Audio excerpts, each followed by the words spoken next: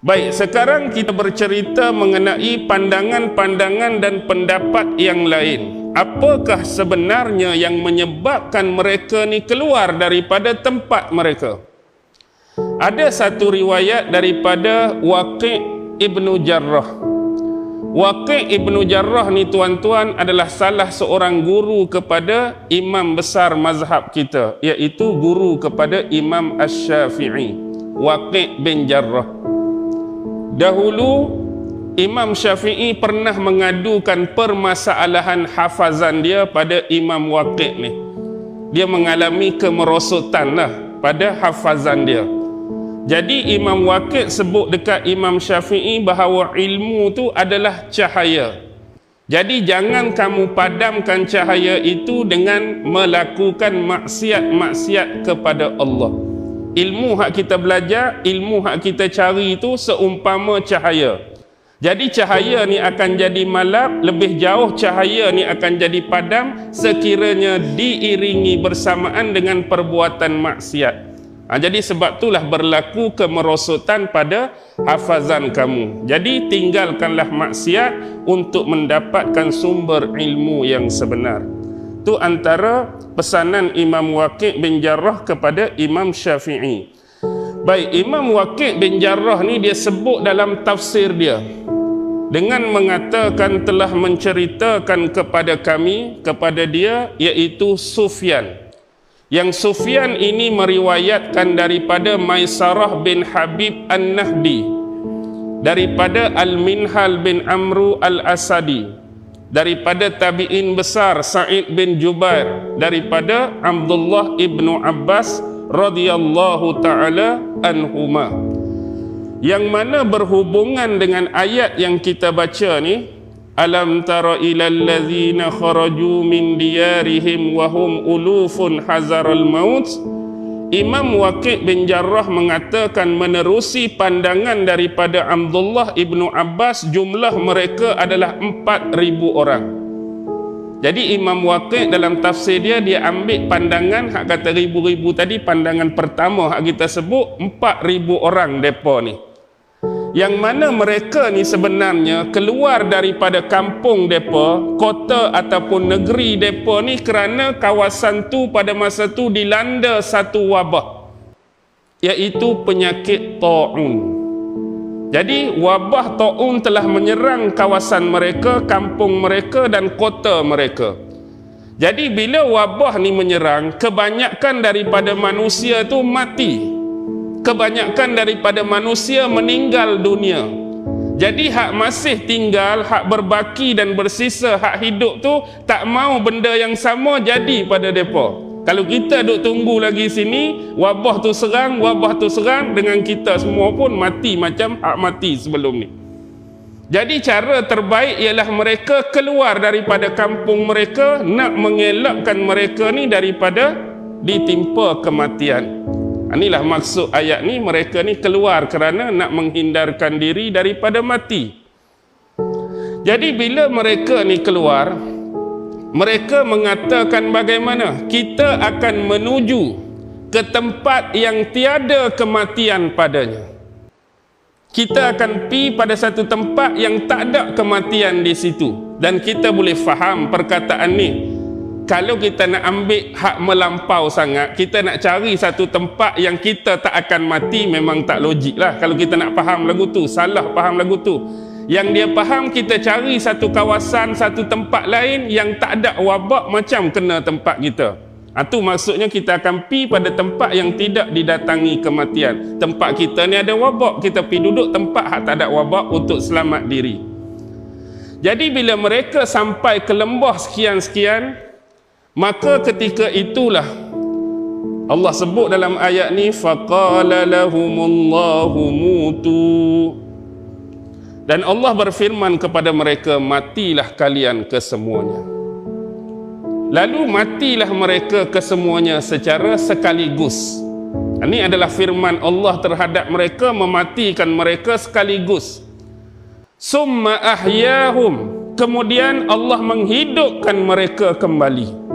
Allah perhidup mereka balik. Lagu mana cara Allah perhidup? selepas kematian mereka ni ditakdirkan oleh Allah, tempat yang berlaku kematian beramai-ramai ini telah dilewati ataupun dilalui oleh salah seorang nabi daripada nabi-nabi Allah.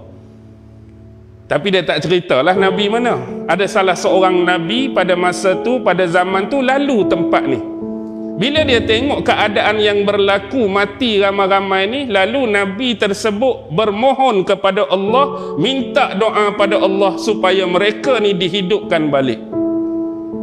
Dan Allah telah memperkenankan doa Nabi tersebut, lalu kembali menghidupkan mereka.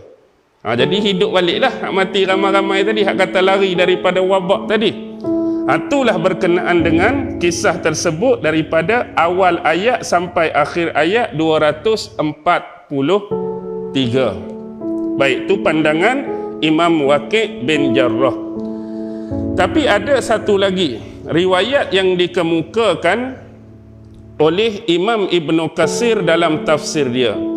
Dia menyebutkan begini: sesungguhnya bukan seorang daripada kalangan ulama salaf yang memberitakan tentang hal ini. Faham betul-betul ayat klasik tu? Bukan seorang dari kalangan ulama salaf yang memberitakan hal seperti ini. Maksud bila bukan seorang tu, ramai yang dia nak maksudkan. Kena faham ayat tu, jadi takut terbalik. Jadi ramai tu jumlah dia tak tahu, tapi nak habaknya bila dia buat ayat bukan seorang, ramai hak cerita benda macam tu. Jadi apa yang diceritakan dalam kisah ni ialah golongan-golongan yang keluar daripada kampung depa atau negeri depa atau kota depa tu, mereka ni hidup sezaman. Satu masa dengan seorang nabi yang mana nabi ni diutuskan kepada Bani Israel. Dalam riwayat ni sebut secara jelas nama nabi tersebut, iaitu Nabi Hizkil. Nabi Hizkil, ha zai panjang qaf ya lam. Nabi Hizkil. Bila sebut tentang Nabi Hizkil, kita seolah-olah mencari penyatuan atau persamaan. Sebab di dalam kitab Perjanjian Lama, kitab Taurat lah kita sebut, ada seorang nabi besar. Dia orang Yahudi ni, dia ada nabi besar, di sisi dia ada nabi kecil, padahal semua nabi. Dia istilahkan nabi besar, nabi kecil. Salah seorang nabi besar tu ada kitab dia, kitab Yehezkiel. Dan ada sesetengah orang menyangka Nabi Yehezkiel ni merujuk kepada Nabi Hizkil itulah. Wallahu alam lah, sama ada Nabi Hizkil tu dia tersendiri, Hizkil ni tersendiri, tapi ada pandangan kata merujuk kepada personaliti yang sama. Dan ada juga kata-kata yang mengatakan Nabi Hizkil ini adalah merujuk kepada Nabi Zulkifli. Hizkil ni merujuk kepada Nabi Zulkifli. Bahkan kalau kita melihat kepada tafsiran-tafsiran dalam Ibn Katsir sendiri pun menyebutkan bahawa ada kisah-kisah yang dikaitkan, yang Allah cerita pasal Nabi Zulkifli itu, ada pandangan yang menyebutkan nama dia ialah Hizkil. Nama dia adalah Hizkil. Tetapi bukan kita kata nak menolak yang tu. Bila kita buka satu karya besar Imam At-Tabari, Tarikh Ar-Rusul wal Muluk, di dalam tu ada keterangan daripada Imam At-Tabari dengan menyebutkan Nabi Zulkifli adalah individu yang berbeza dengan Nabi Hizkil tu sendiri. Hizkil lain, Zulkifli lain. Begitu juga bila kita tengok kisah-kisah dalam tafsir ni, mungkin boleh jadi banyak jatuh pada kesalahan kerana nama yang sama. Nama yang sama. Nanti saya cerita tentang hal tersebut, mungkin bukan malam ni. Okey. Baik, Nabi Hizkil ni kebetulan dalam cerita ni nama Nabi ni Hizkil. Adakah nama lain pendapat dalam tafsir? Ya, ada. Dalam tafsir Imam Qurtubi, bukan kata nak menolak hak pandangan Hizkil ni, cuma kita nak tanya, ada tak imam-imam lain, ulama lain kata selain Hizkil ada tak pandangan lain? Ada. Dikatakan Nabi tersebut bernama Nabi Syam'un. Hak kata melewati kawasan tu, nama Nabi tu adalah Syam'un. Dalam tafsir Imam Qurtubi ada disebutkan namanya, yang mana kaumnya telah melarikan diri daripada satu wabak. Tapi tidak disebutkan wabak tu ta'un ke apa. Cuma melarikan diri daripada wabak otomatik memaknakan kepada kita lari dan hindari daripada kematian. Baik, sekarang kita tengok tentang Nabi Hizkil tadi, yang hidup sezaman dengan kelompok yang dimaksudkan, yang mana kelompok-kelompok ini telah mendirikan khemah-khemah mereka. Rumah mereka pun bukan rumah macam kita, tetapi khemah-khemah yang didirikan sebagai tempat kediaman bagi mereka di tanah lapang milik mereka. Ditakdirkan Allah satu ketika telah datang satu wabah, satu penyakit ke atas mereka, iaitu penyakit ta'un, ataupun ada disebut oleh kuman, huma dan sebagainya. Pendek cerita, telah berlaku kematian dengan jumlah yang besar, yang menyebabkan yang berbaki dan tersisa keluar untuk menyelamatkan diri mereka. Baik, inilah yang paling dominan disebut lari keluar kerana ta'un. Tetapi sekali lagi Imam Al-Qurtubi menyebutkan salah satu sebab lain, ialah yang mana ketika itu melalui lisan, lidah, dengan kata lain perintah daripada Nabi Hizkil ke atas mereka, ialah menyertai jihad fi sabilillah, perang fi sabilillah. Tapi bila mana mereka kata nak perang ni, mereka takut. Takut apa? Perang tu tak ada masalah. Takut bila perang ni mati. Takut mati dalam peperangan, mereka lari diri daripada kematian tersebut. Maksudnya tak mau join peperangan, nak selamatkan diri.